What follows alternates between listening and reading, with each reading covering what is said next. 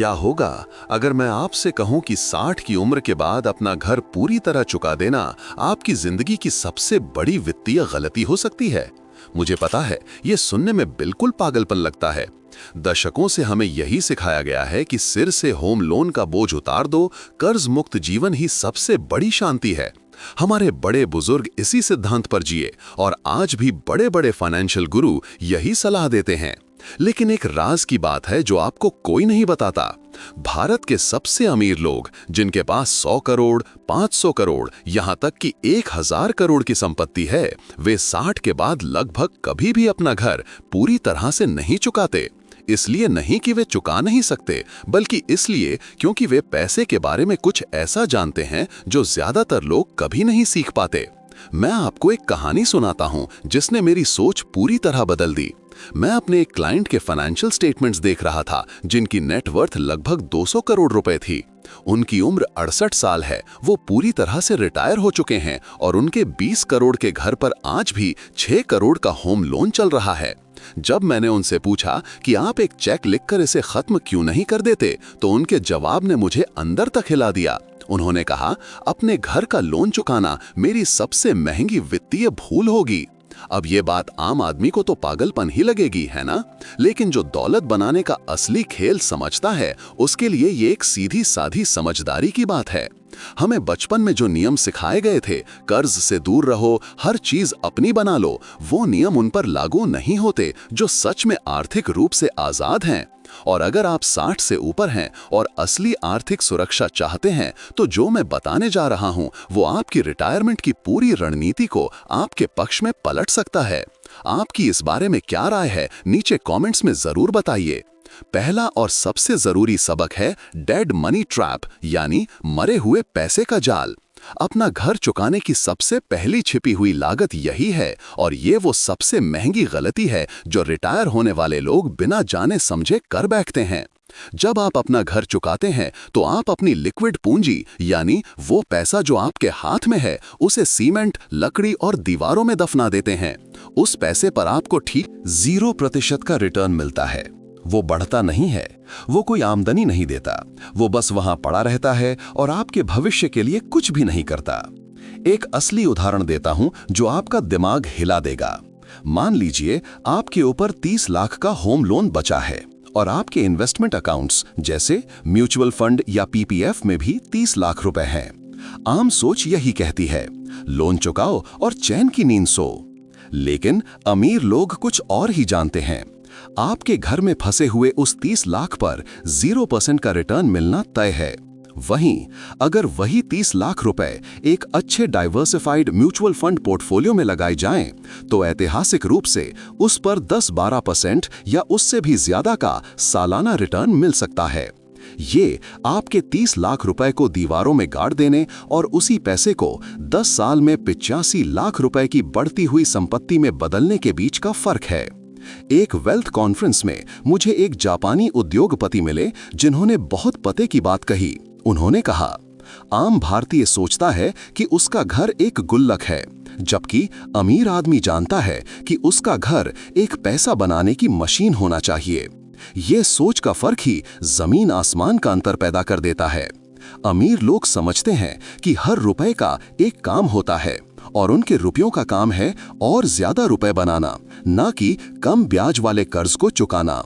Warren Buffett, जिनकी दौलत खरबों में है, आज भी प्रॉपर्टीज पर लोन लेकर रखते हैं। जेफ बेजोस भी ऐसा ही करते हैं। ये वो लोग नहीं हैं जो कैश नहीं दे सकते, ये वो लोग हैं जो समझते हैं कि सस्ता कर्ज दौलत बनाने का एक शक्तिशाली औजार है। प्रो बफेट HQ पर हम आपको यही सोच सिखाना चाहते हैं। दिल्ली के रमेश जी का उदाहरण लीजिए, जो एक रिटायर्ड इंजीनियर हैं और हमारे साथ काम कर चुके हैं।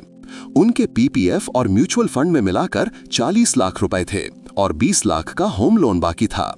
लोन चुकाने के बजाय उन्होंने उस 8% के लोन को चलने दिया और अपना पैसा निफ्टी 50 इंडेक्स फंड्स में लगा दिया। 5 साल बाद उनके इन्वेस्टमेंट बढ़कर 65 लाख से ज्यादा हो गए, जबकि उनका लोन घटकर सिर्फ 15 लाख रह गया।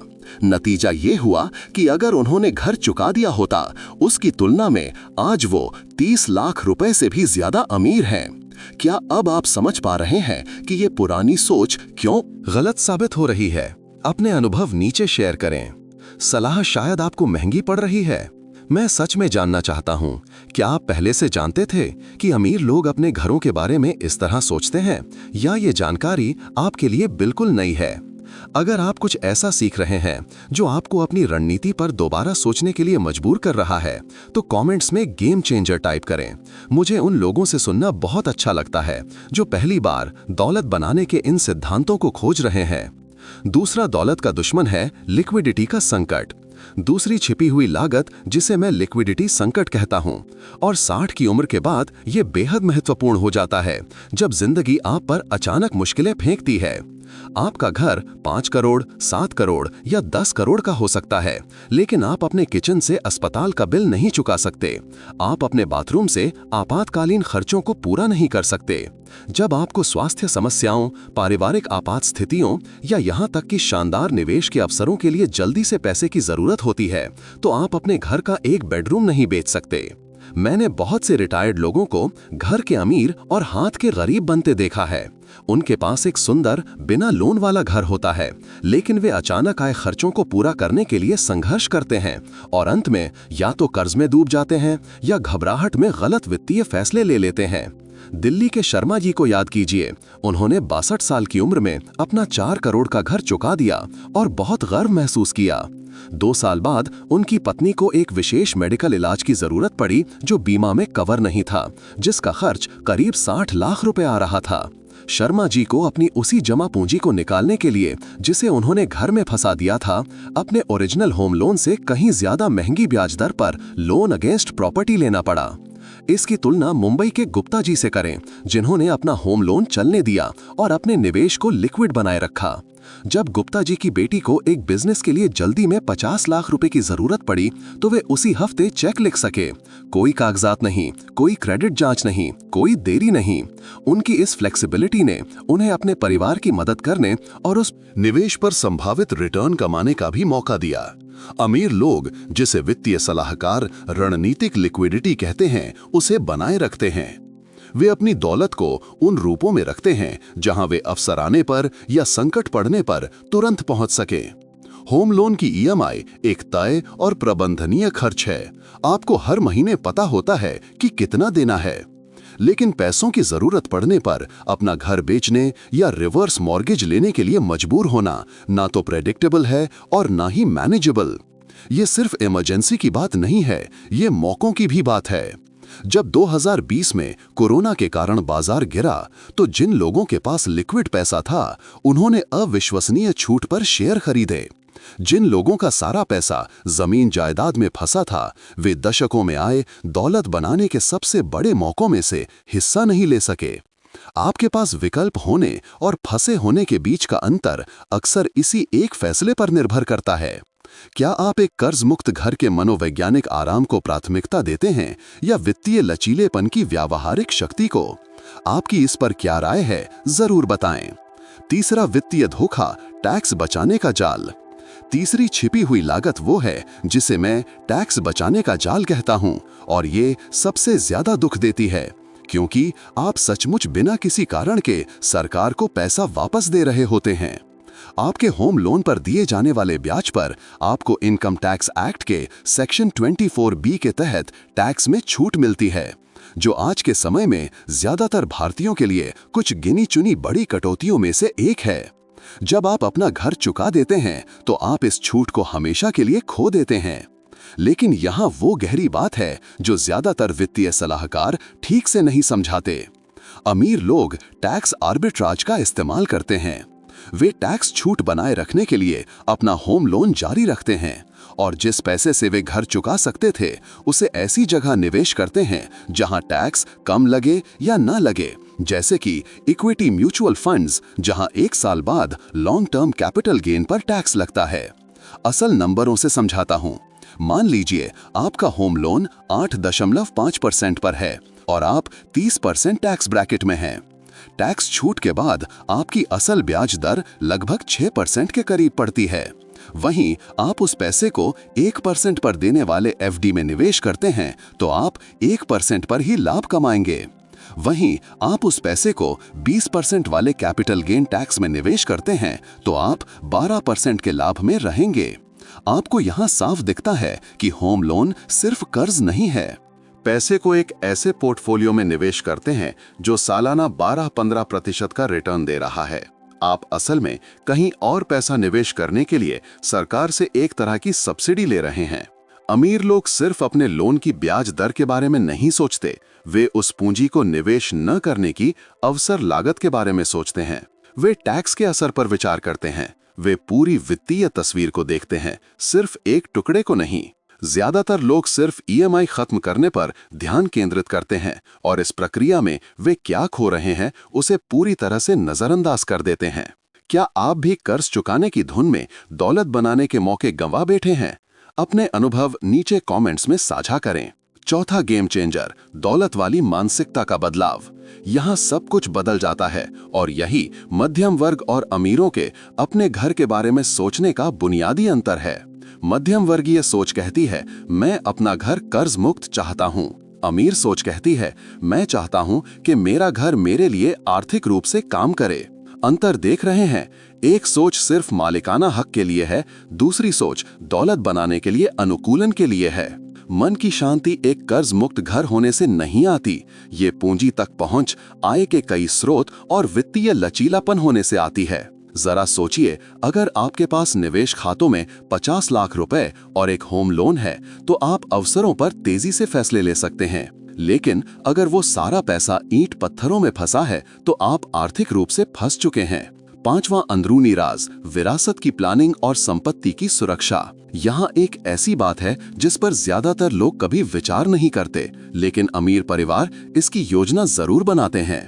एक पूरी तरह से चुकाया हुआ घर आपकी संपत्ति का एक बहुत बड़ा, गैर लचीला और अविभाज्य हिस्सा बन जाता है।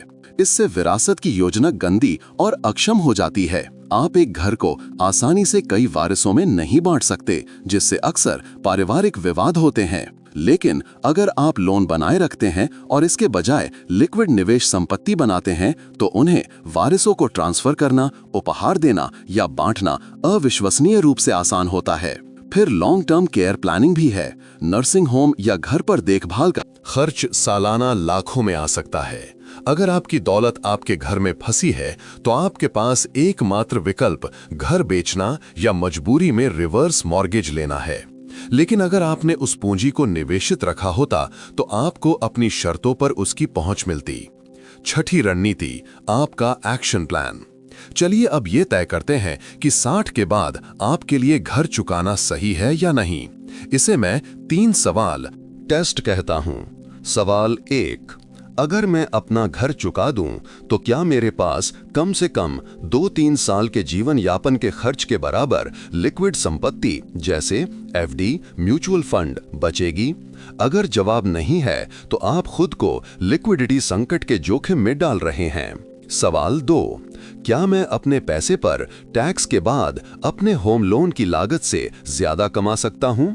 अगर आपका होम लोन 9% से कम है और आपका पोर्टफोलियो 10-12% कमा सकता है तो गणित निवेश करने के पक्ष में है। सवाल 3, क्या मैं मन की शांति चुन रहा हूं या वास्तविक वित्तीय मजबूती? यहाँ कोई गलत जवाब नहीं है, लेकिन आपको ये चुनाव होशपूर्वक करना चाहिए, भावनात्मक रूप से नहीं। शायद आप सोच रहे हों, तर्क तो समझ में आ गया, लेकिन मैं फिर भी कर्ज से खुश। मनोवैज्ञानिक राहत चाहता हूं। ये बिल्कुल उचित है। यहीं पर हाइब्रिड अप्रोच काम आती है। पूरी बकाया राशि चुकाने के बजाय लोन को एक आरामदायक स्तर तक कम कर दें, शायद घर के मूल्य का 30 से 50% तक, और बाकी नकदी को निवेशित रखें।